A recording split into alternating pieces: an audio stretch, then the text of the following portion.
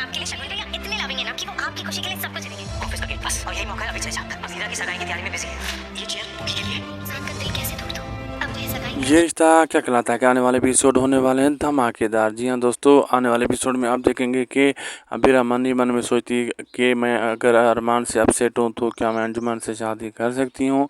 तो दूसरी तरफ ये दिखाया जाता है कि अंजुमन की बहन शगुन लेकर उसके घर पहुँच जाती हैं और ये तैयारियाँ शुरू कर देते हैं। तो दूसरी तरफ ये भी दिखाया जाएगा कि अरमान के पिता वो उसे गेट पास देते हैं, अरमान को कहते हैं कि आप अंदर जा सकते हैं, शादी में आप ये देख सकते हैं।